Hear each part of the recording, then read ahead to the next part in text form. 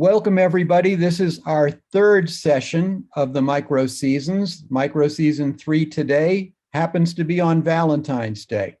And I'm very glad that we're joined by guests Gary Barten and Katherine Meyer. And also we have my dear friend Celia Einhorn on here. And we're going to be looking at this particular day and how it fits in general to what we're doing. So just to remind everybody, Microseasons is a project that is an online collaborative project. There is a new session every 5 days going with the Microseasons book. We're asking people to observe what they see around them in nature and share their impressions and give and receive feedback. So that's what we're going to be doing today.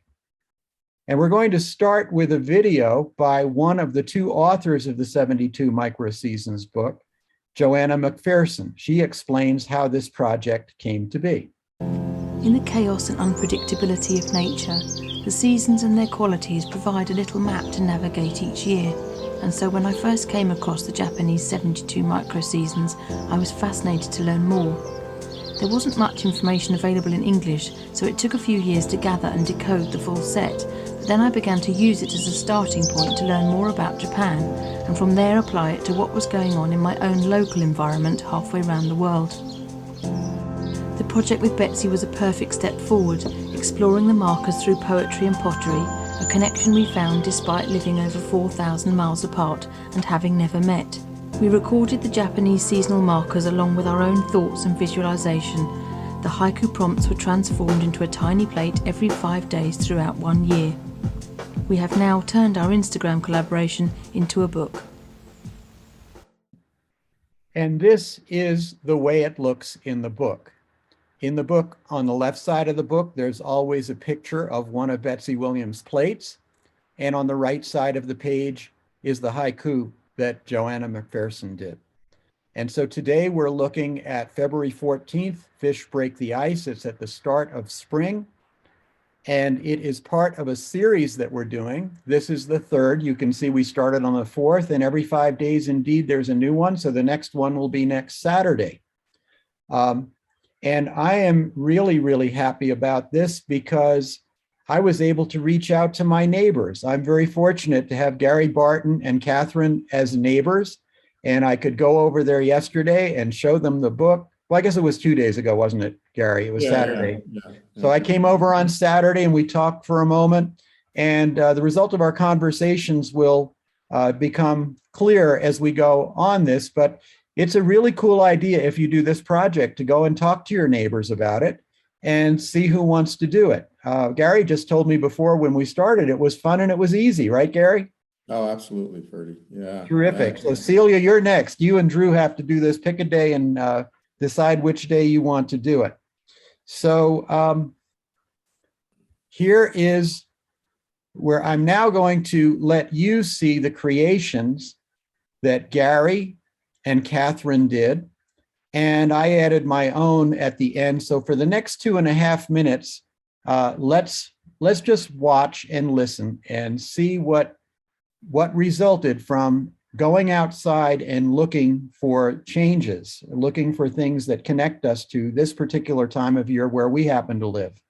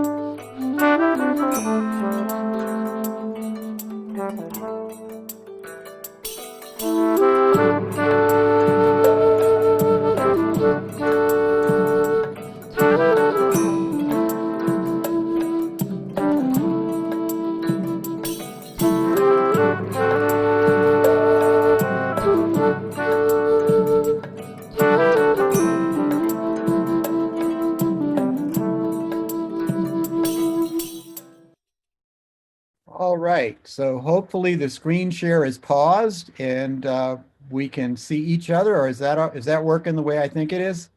Yeah, I can see you, Ferdy. Okay, great. So let's get a reaction from Celia. Celia, what's your first reaction to what you just saw and heard? And you're on mute. There you go.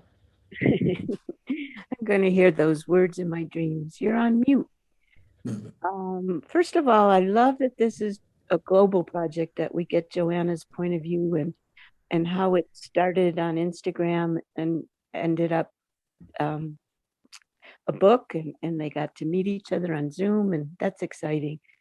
And Gary, you're an example of a good neighbor who has a beautiful eye and some good prose, and I appreciate your time and effort in making this my good Valentine's present. Thank you. Oh, it was my pleasure to go out and do this, Celia, for sure. Well, I think it does tie in to a central element of what we're trying to do in our project. We're not focused on technology, we're focused on connections, and we're focused on relationship. And just speaking from my two pictures at the end, the reason I broke the rule, which was to go outside, is because I realized that Valentine's Day is about all the other things that Valentine's may or may not be about. Somewhere at the root of it, there ought to be something about love. And love is impossible without relationship and trust. And what knocked me out when I saw the picture of our cat, Ani, looking at the outside as though it belongs to her. We love her so much that we keep her inside so that she won't get eaten by coyotes who had those nice footprints there. You know, they could have been a snack. She could have been a snack for them. But what I noticed about this is that it's the beauty that the animals who live with us allow us. They're a lot easier to love than some people, you know? And so it gives us a way of connecting and caring that can then spread out to other things. So that was why I put the picture of our two cats, which actually was my Valentine's Day gift to my wife, to Joey. I got her little pictures of those two cats and gave them to her, which was printed by my next door neighbor right out this window, who you're going to see, Eddie Soloway. He's a world-renowned photographer. He goes all over the place. And I asked him, can I use do you have a printer? Do you have a good printer I could print these out on? And he does. He has this amazing printer. Well, he did print them out, and his printer broke immediately after that. So he gave them to me last night, and said, yeah, I was going to print an extra copy, and my printer blew up. But the idea of being able to reach out to your neighbors, talk to your neighbors, engage them in this type of stuff, it is all about these relationships, and it is really, really fascinating. So, Gary, what did you see that was different? Because the way we made it simple was you emailed me 4 different emails with 4 different pictures and the different words. What is it like for you to see the way it turned out? It's a nice presentation, Ferdy. It's easy to, to connect the words and the images. And also, you notice things that, when we talked on Saturday, you had mentioned that there was a reflection in the window. And today I saw that clearly for the first time. So, all of the details come out in this format. And it's just, it's an interesting way to see through somebody else's glasses, in a sense, the fact that we're fortunate to live in this area. Katherine is always marveling about, how you feel like you're in a park where we live, certainly, and the arroyo out back expands the space and so forth. So it's great to be able to share these points of view. I mean, it's when you think of what you see on something like Zillow, where you're basically just looking at fisheye rooms and it's all speculative. This is people's environment and where they live, what they see, what they love, and to be able to write about it just fleshes out the imagery. I think it's great. I think it's nice also that we're carrying forward the balance that Joanna and Betsy did, because our two halves of our brain work different ways. One of them is processing things in a linguistic way, and the other is in a non-linguistic way. And my contribution was to add the music to it so that it could create a mood. And I decided that's going to be the theme music for this entire project. So we're going to place the slides on top of that. It gives us 2.5 minutes.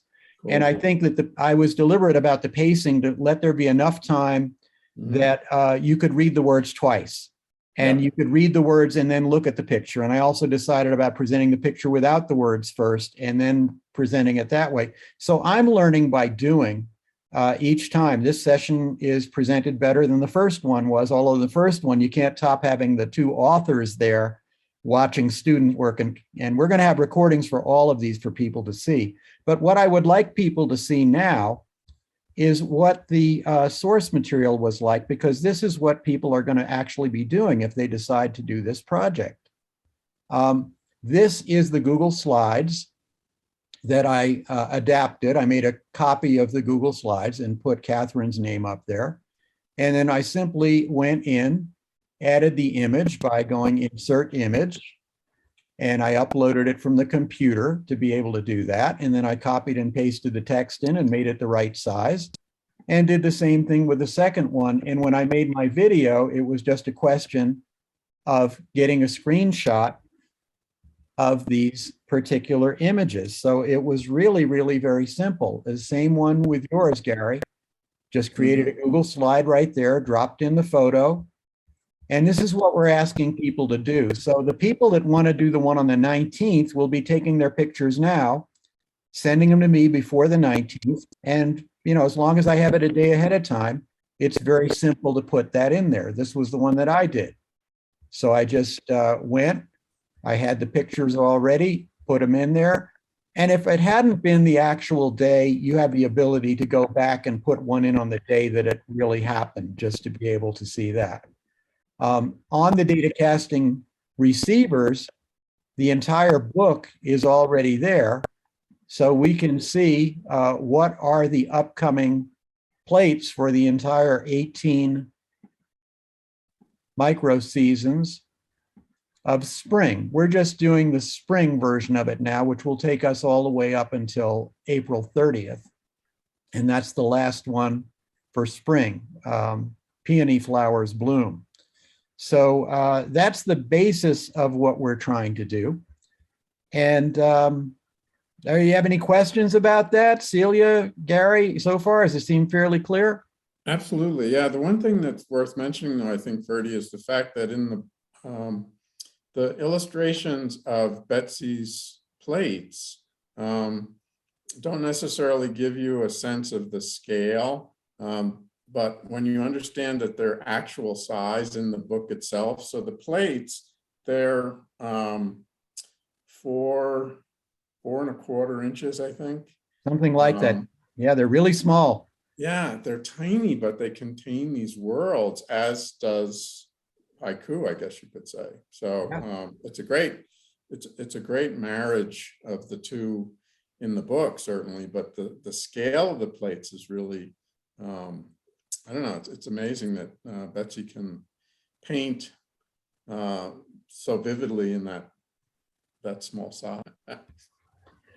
All right, so whether you're a musician or not, here's an interesting and kind of impossible question to answer, because you might be thinking, what's the most important musical note? Is it the highest note? Is it the loudest note? Is it the fastest note? Is it the sweetest note? But I'm going to submit to you that the most important note any of us need to play and know how to play and when to play is this note. And if you're not a musician, you may not recognize that that is a rest. It means rest for one beat. You've got to rest for one beat.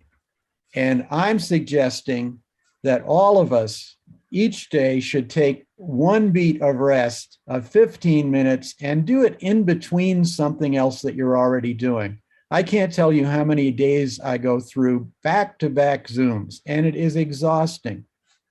It's not good for the health. It's just, there's so many things wrong with it.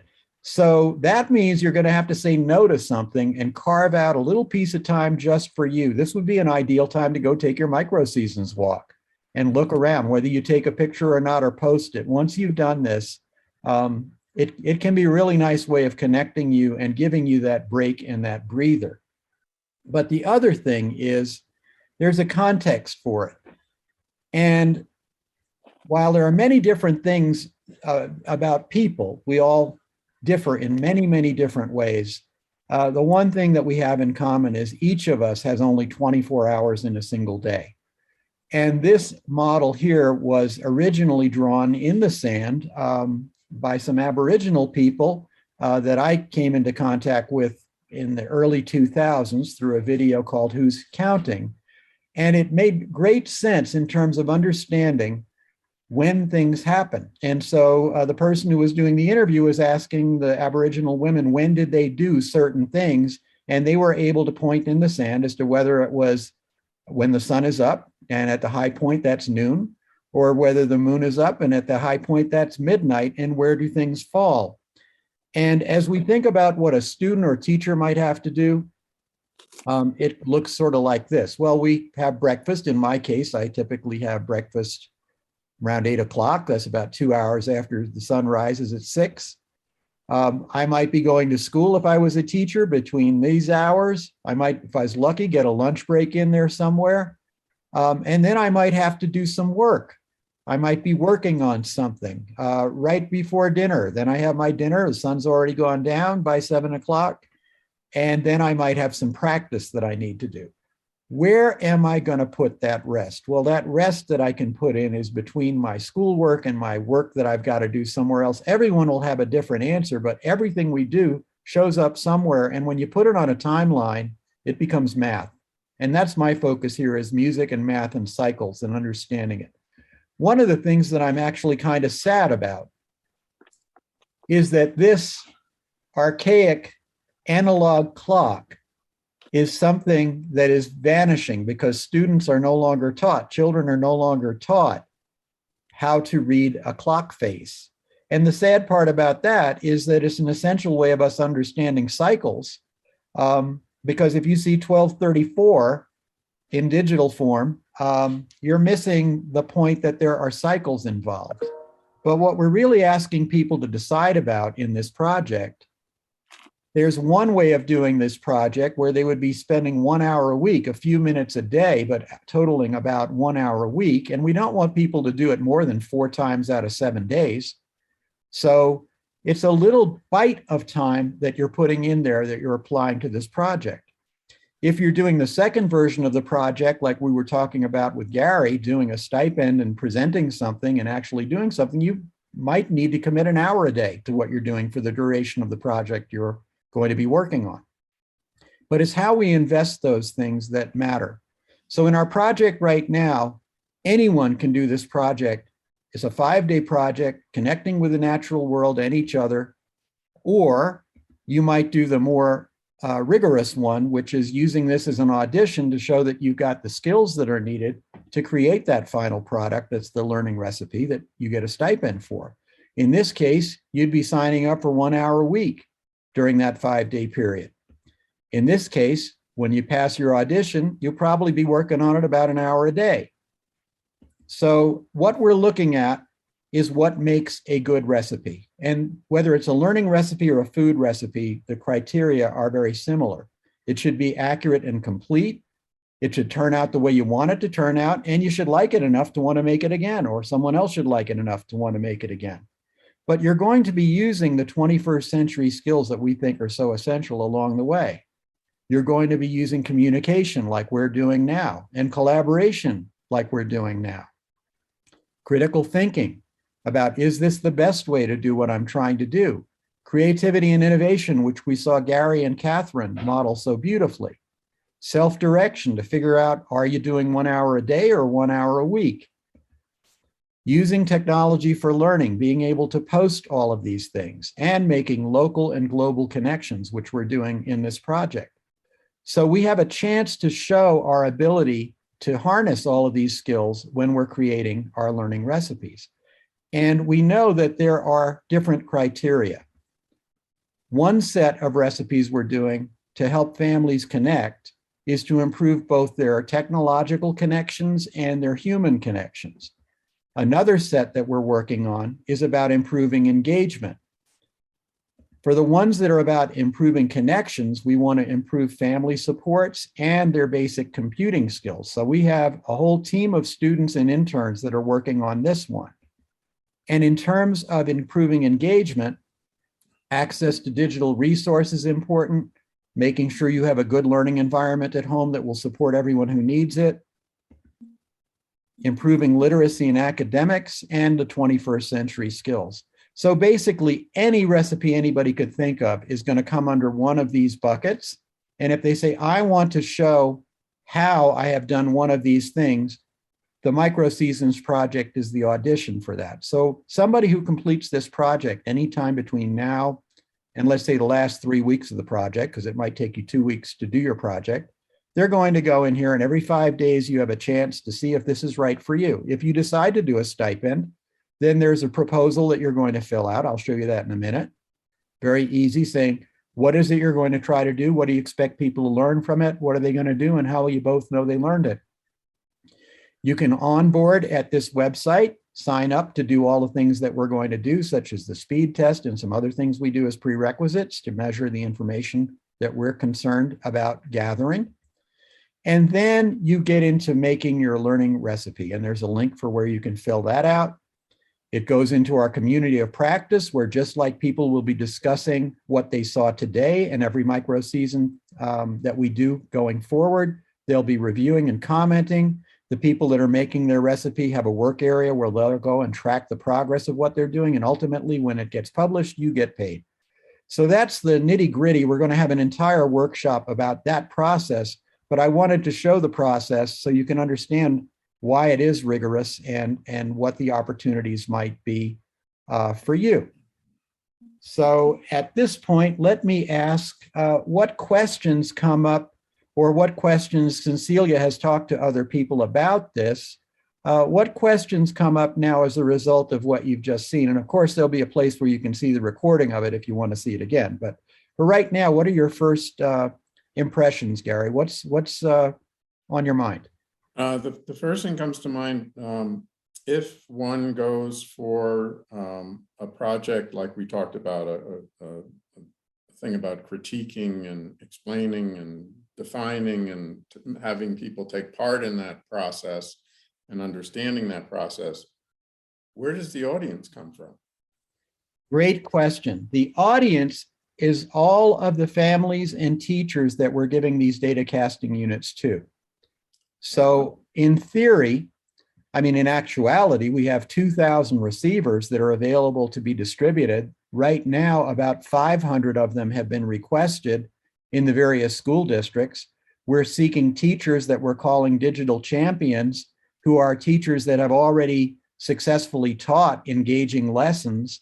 And we want them to put those lessons on the data casting unit so we can see how they work in the homes. So there are people from school districts. We're looking for volunteers from AARP. A wide range of people are going to be coming in between now and April 30th. And as they come in, they'll have the opportunity to decide if they want to do it. So it's a wide range of people, not all teachers, not all parents, a mix of those people. Does that help? Yeah, that answers that question. And I have another. Sure. When you are developing a lecture program like this or presentation like this, how do you determine the range, the skill comprehension range of the target audience so that you can tailor this so that it doesn't go beneath them or over their head? Excellent. I have a longer answer to that, but the short answer to that, if I can bring this up, here we go. So let me share my screen again. That's part of the questions that we ask when somebody's filling out the actual final template. And this is the template that I filled out for the project we're in right now. Mm-hmm. So the very basic, I identify who I am. No, I'm not a teacher. I'm not in a district. I made sure that what I'm doing will work even in a place where somebody can't stream, or if they have inconsistent connections, or if they can do everything, this will work everywhere. I have to write up what's the description of what we're going to do. So we're about increasing engagement. It's going to be learner-led, so it's designed by all three people. And I have to talk about the 4 phases of what this is. So in the learning plan phase, I'm describing that people are going to use the tech skills that they need to complete the recipe. They're going to find their way to our community of practice, which I'll show you in a little bit, upload their example, and participate in discussion. So this is saying this is the level of skill that they need. A little later, we list those. Then we're going to say, how are they going to interact with this? And they're going to interact with the book, which is already on their data casting unit. So we're going to ask them to go outside and do all the things that we just showed you in this video. The next part is where they give and receive feedback. So in the community of practice, Gary, people are going to be looking at this video over the next 4 or 5 days and making comments in there, and you'll be able to see the comments that they make when we get you signed up so you can receive notifications of it. And then the feedback that they get is going to allow them, for people that are going to try to do one of these things, to understand what they need to do to have one that's at the quality they'll be proud of. And we look at which ones of these skills they're using. So, you know, what skills are they using that are new to them? What skills are they using in combination? And what skills are they using like that? So they're able to color code those things. We get recommendations. That hasn't happened yet because nobody's seen your stuff. But then here's where the skills come in. So we know that for somebody to do this project, they have to know how to do navigation and file management, because they're going to make things and save them. They got to find them again. They got to send them by email and internet. They're going to work in our community of practice. So it's going to be important to be able to do there. They should know how to use a word processor. They should know how to do graphics and video, take a photo and upload it, make a little slideshow. If they can do all of these things, they're at that level. And if they can't, this is the beautiful part. Let's say they go in and they say, wow, I really want to do this, but I don't know how to do a presentation, and I have no idea how to get into the community of practice. We have interns and mentors and guides that are waiting just to help people who need that help, because very frequently you just need somebody to show you once or twice, and that's no longer a barrier for you. And here comes Robert Beck in. I'm so glad he could meet us. He's teaching right now, but his class just finished. And Robert, we're going to show you the video of what went on, but Robert's up in Farmington, I think, right? Or you're at Farmington or Aztec, Robert? He's still connecting to audio. But anyway, does that answer your question a little bit, Gary? Yeah, definitely. And this information that you have submitted, you are now getting responses for. If I were to submit something, I would get the same kind of responses, in other words. Yes, we're putting it in a place where the expectation is people are going here each week to look at stuff and comment on stuff. Okay. And that's where yours is essential, because tell them a little bit about your background and why, what you know, because this was something that jumped out at you when we were talking about this yesterday in your studio. You mentioned the critique factor, and I was all over the idea of having you help guide people on giving better critiques. Tell us how you learned about critique and what you think is important in this setting. Well, I learned of it from art school, of course, right out the chute. Your work is up for critique. And depending on where you go to school and who the instructors are, sometimes those sessions can be either generous or vicious. And, you know, and you read about these kinds of things all the time. So I was exposed to it as a student, and then basically I spent some time in different fields, so to speak, and eventually ended up teaching. And so, you know, I was teaching art, design, that realm of things. Then it became necessary to be on the other side of the desk, so to speak, and basically try to refine the way I went about critiquing, so that any of the things that I felt were unjust or insufferable or unnecessary it was then my responsibility to weed out of the process. And I met a bunch of people, colleagues and so forth, and students were a help with this too, who gradually would point you in the direction so that the critique could be the most fulfilling, the most positive, without just being, obsequious. You know, I mean, it was something where you were helping someone to gain insight into what they had created.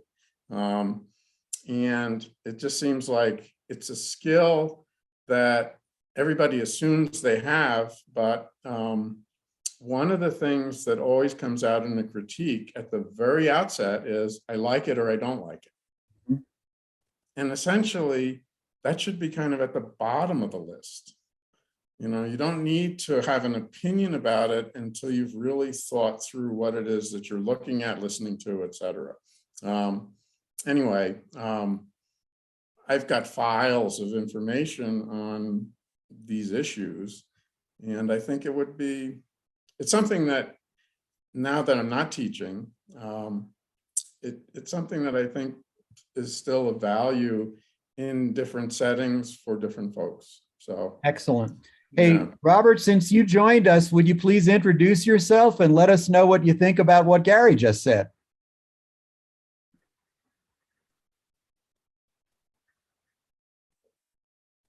And I think you're muted.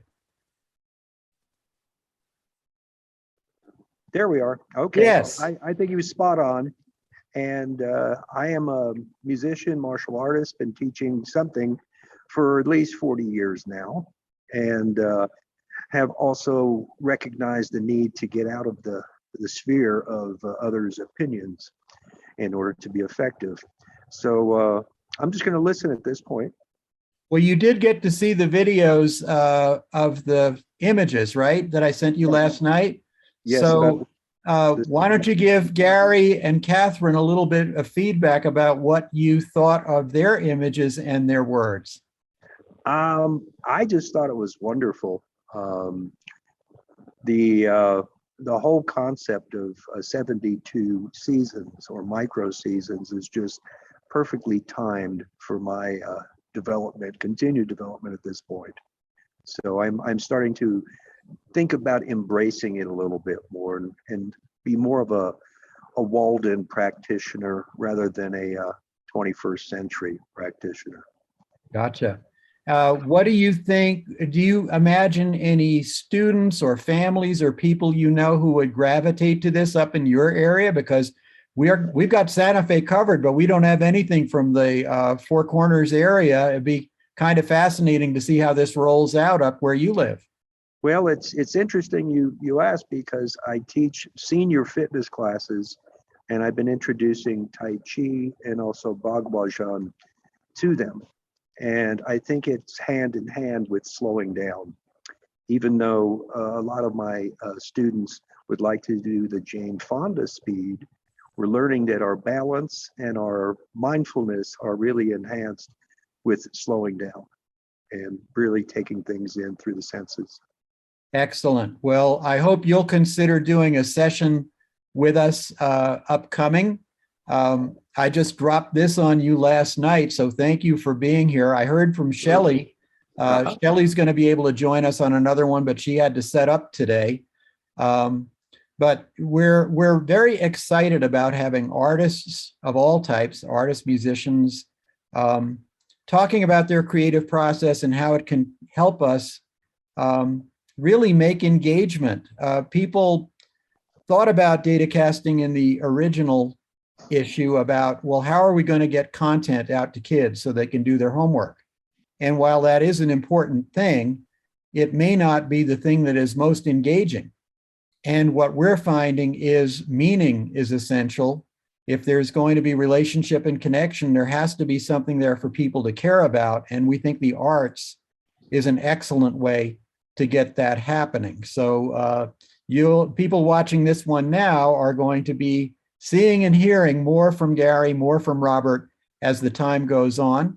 And hopefully you'll let your neighbors know that this is a thing, that even if they're not in one of the 23 focus districts, they can request a data casting receiver if they need one. If they're a teacher and if you're a teacher and you're using Google Classroom or you're using Canvas, contact me. If you want to do this project, we can get you a receiver and one for all of your students, especially your students who don't have good connections at home.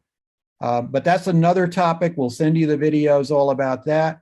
But we wanted to just take this Valentine's Day today and say, this was the micro season about when things are starting to thaw and they're starting to open up and life is starting to come back. Just happens to be Valentine's Day. So I wanted to make that point about, it's obvious that for there to be love, there has to be connection, there has to be relationship, there has to be trust. And that's the foundation of everything that we're trying to do in this project. So we might as well say that out front. And today is all around that. So we're celebrating that. And I'm just grateful to have neighbors and friends like you who can come here and help us show people what is possible for them. So does anybody have anything else, or have we brought it to a good conclusion, would you say? It's a good conclusion, I would think, and partly because what you're expressing is about gifts, you know, and the idea of this circular chain of gift giving, which is education and learning and education and learning, round and round. And, you know, Valentine's Day seems like a great marker for just that. Well, those of us who love teaching, you know, that's our love and our passion. And I think you're exactly right. So thank you for joining us. I will post this when it's finished with all that recording gizmo kind of stuff. And the next one is on Saturday. So you're welcome to do them anytime you want to. I'm always asking people to show up. If you want to do it more, contact me directly. And thank you very much and have a wonderful day. Thanks, Bertie. Happy Valentine's Day.